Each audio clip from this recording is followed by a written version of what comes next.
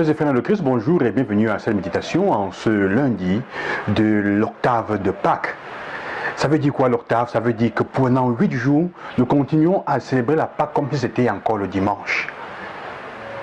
On prolonge le jour de Pâques comme un jour sans fin. Comme on a l'octave de Noël, on a l'octave de Pâques. Une fête continuelle.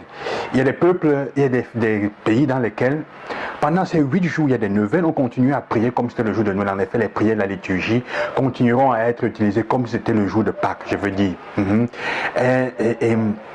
Donc, la liturgie des heures, les psaumes qu'on va lire sont les mêmes psaumes, les psaumes du dimanche de Pâques pendant toute cette semaine. Cela nous permet donc de vivre en plein, de goûter ce que, comment dire, dans un sens symbolique, ce que le vécu de la liturgie de Pâques veut que nous fassions, comme si nous étions déjà dans l'éternité. Veut nous donner un goût de l'éternité. Alors le texte qui nous accompagne aujourd'hui, la première lecture, curieusement, nous reporte déjà au moment de la Pentecôte. Mais pas tellement pour nous parler de l'Esprit Saint, mais pour nous parler de Pierre qui dit, ce Jésus que vous avez crucifié, nous en sommes témoins, il est ressuscité. Nous en sommes témoins. Pierre nous reporte déjà directement à la question du témoignage. Ça veut dire quoi être témoin? L'évangile nous montrera les femmes qui en allant au tombeau rencontraient Jésus en route dans l'évangile de Matthieu et qui leur dit, allez dire à mes frères, allez leur dire que nous nous verrons en Galilée. Ça veut dire quoi la Galilée? Le lieu où on s'est rencontrés la première fois. Là où tout a commencé. Là où j'ai passé les premières expériences avec eux, là où, disons comme ça, je les ai nourris comme les petits bébés au début de le temps de leur enfance, de leur adolescence, qu'ils retournent dans ce lieu-là, où les premiers amours sont nés. C'est à ce lieu-là que nous sommes appelés. Allez leur dire qu'on se verra là-bas. Jésus veut qu'on rentre, qu'ils retournent de façon affective, là où ils ont vécu avec l'expérience la plus belle. Pour être de vrais témoins, il faut se souvenir de la rencontre la plus belle qu'on a faite avec le Christ. C'est pour ça que Pierre dit, nous en sommes témoins. Nous le ressuscité, il est vivant. Mais parce qu'ils sont capables de voir tout ce qu'il leur a dit. Mais surtout, ils le ressentent. Jésus dit, pour vous rendre compte de points comme ce que je veux dire, je suis vivant, que je suis avec vous. Souvenez-vous de comment on était ensemble quand vous m'avez rencontré. Quels sont les sentiments que vous avez éprouvés? Qu'est-ce que vous avez, quelle est la paix, la tranquillité? Qu'est-ce que vous avez senti?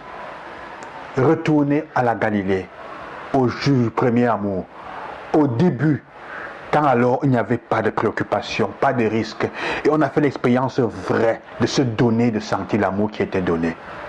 Tant que tu n'es pas capable de trouver cela dans ta vie, comme je disais hier, tant que tu ne seras pas capable de retrouver dans ta vie cet aspect de Dieu, de la rencontre avec Dieu, durant les siècles, les années de ta vie, si tu n'es pas capable de retrouver cet aspect, là où tu as fait expérience d'amour que Dieu t'a donné dans le quotidien des personnes, à travers les personnes qui t'ont relevé, là où tu n'as pas fait l'expérience de la vie, tu ne peux pas témoigner aujourd'hui, dans le futur aux autres, qu'il est ressuscité. Tu ne pourras pas le rencontrer dans ton quotidien ressuscité maintenant. Tu ne pourras pas le rencontrer comme les disciples d'Emmaüs hier soir, sous les semblances d'un étranger. Tu ne sauras pas le reconnaître.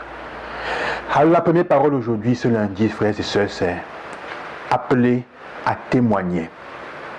Et pour témoigner, il faut savoir retourner à l'expérience que nous avons faite avec le ressuscité, ou alors avec le Christ, avec Dieu dans notre vie.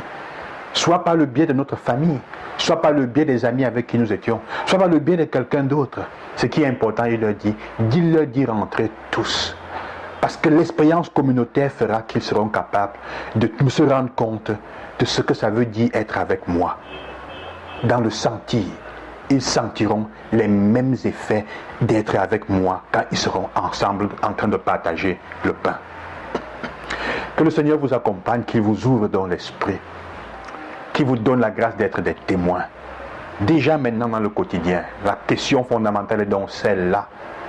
La joie qui est une tristesse dépassée. Et surtout, toi comme chrétien, qu'est-ce que tu fais aujourd'hui afin que ta vie soit le témoignage et le signe que Jésus est ressuscité?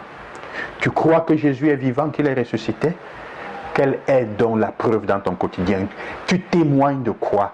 Tu rends tes témoignages de quoi? De quelle valeur? Fondamentalement de Christ, qui découle de la valeur de l'amour suprême, don de soi. La balle est dans ton camp.